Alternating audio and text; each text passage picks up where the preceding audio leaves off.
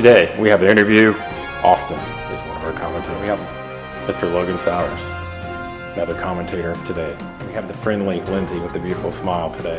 Over here we have Andrew as Martin Luther King Jr. Hello, and welcome to Smart Talk. Today we have a special guest with us, the greatest man in civil rights history, Martin Luther King Jr. It's a pleasure to meet you, Mr. King. Thanks for having me, Austin. It's a pleasure to meet all of you. Today we would like to talk to you about a letter you wrote while you spent time in jail for nonviolent protesting in Birmingham. It was very moving.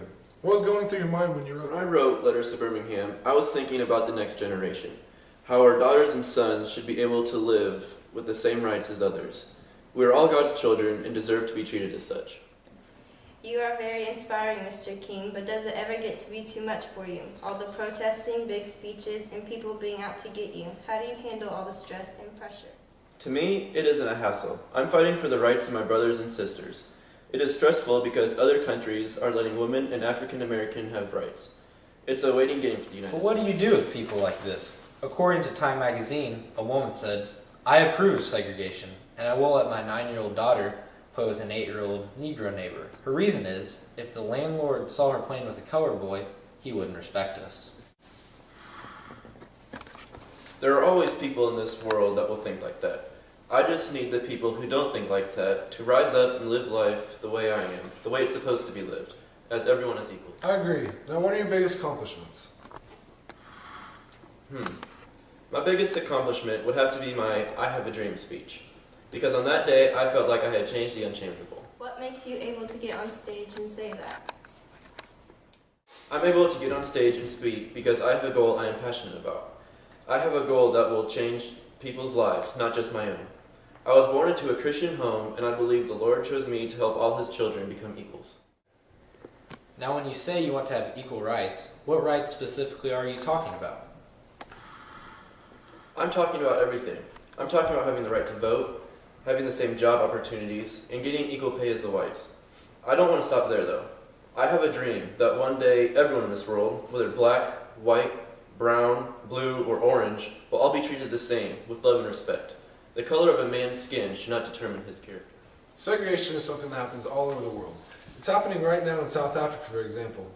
Race laws have been set to touch every aspect in life, including a prohibition of marriage between non-whites and whites. So is it your goal to have an impact worldwide on nations such as South Africa, or is your focus more on the United States?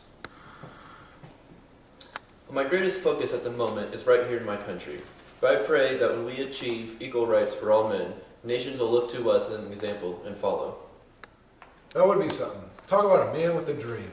Mr. King, not only is South Africa experiencing similar difficulties, but I have learned that a man named Gandhi is approaching this problem in the same fashion you are, with nonviolent protests.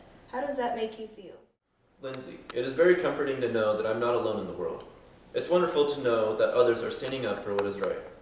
To be completely honest, Mr. Gandhi has been a huge inspiration to me during this rough time. He is the reason why I believe nonviolent actions are the best way to achieve a goal and demolish unjust laws. Wow, that is very interesting. Yeah, I had no idea that you based your methods off of what Gandhi has done. Can you give us some examples of nonviolent protests that you've organized? Yeah, I have organized voter registration drives, nonviolent sit-ins, and even boycotts of businesses that discriminate against blacks. You sure do sound like a busy man. A full day for me is doing my laundry and taking my kids to soccer practice. Yes, I'm starting to feel a little ashamed of complaining about petty things, like a rough day at work, while you're out doing everything humanly possible to change the world. I think everyone here today would say that you've been a huge inspiration to us all. Amen. Thank you, Logan. After all, that is the goal. To stand up and set an example for other people to follow. Now to a more serious topic. I would like to ask your opinion about the murder of Emmett Till, a colored boy accused of whistling at a white woman and brutally murdered that same night by her husband and was thrown in a river. My prayers go out to his family. This is a horrible tragedy that a human being can do those things to another. And the fact that the husband didn't get convicted is even worse. I hope Emmett's mother can find peace. I agree. And I'm glad she had an open casket at his funeral so they could see what they did to that poor boy. Mr. King, another question I'd like to ask is what do you think about Tommy Smith and John Carlos getting expelled from the Olympics for their raised fists after the 200-meter dash at the Mexico City? I think it is a shame that these two athletes got expelled for their raised fist. The raised fist signifies black power, unity, and strength. They were silently protesting and got suspended from their national team and expelled from the Olympics. Yet, the white Australian man who won second place in the 200-meter dash won an OPHR badge and didn't get suspended. And they were booed by the crowd when they did that too. I'd like to share a quote from Tommy Smith himself.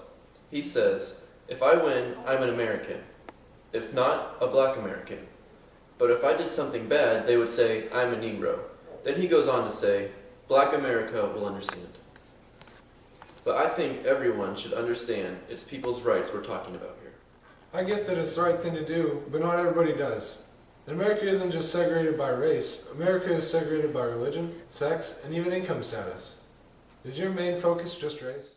I just hope America will strive to be a bigger and better place, one step at a time. Well said. It's going to take more than just one person in this world of millions to make a big change.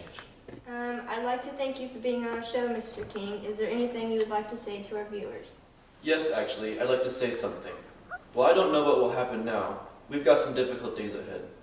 But it really doesn't matter with me now, because I've seen the mountaintop and I don't mind. Like anybody, I would like to live a long life. Longevity has its place, but I'm not concerned about that now. I just want to do God's will, and He has allowed me to go up to the mountain. I have looked over and I have seen the promised land.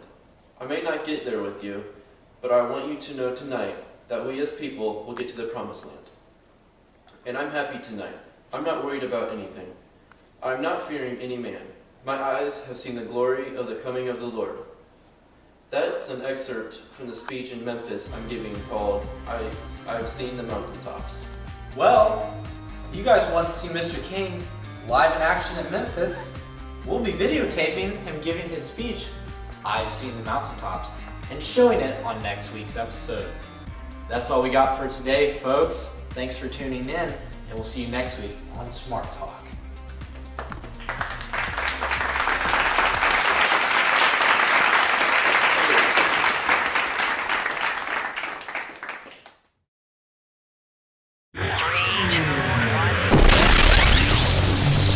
Set to touch every aspect of life, including a prohibition of marriage between non-whites and Keep it hardest going. line Just keep it ever, I going. swear.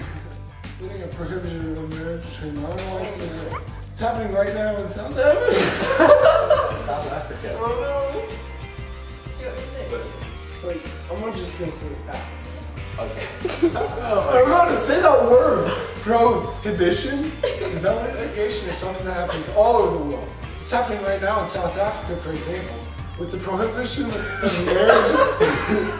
With the prohibition of marriage. With the prohibition of marriage. With the prohibition of marriage. Go up to the mountain.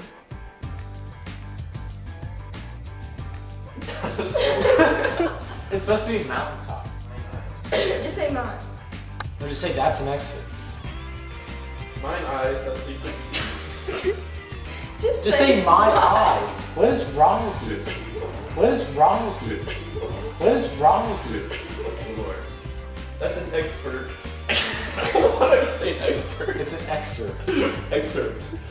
Say my before it. It's just an excerpt. It's just an excerpt. Welcome to Smart Talk. Today we have a special guest list. King Jr.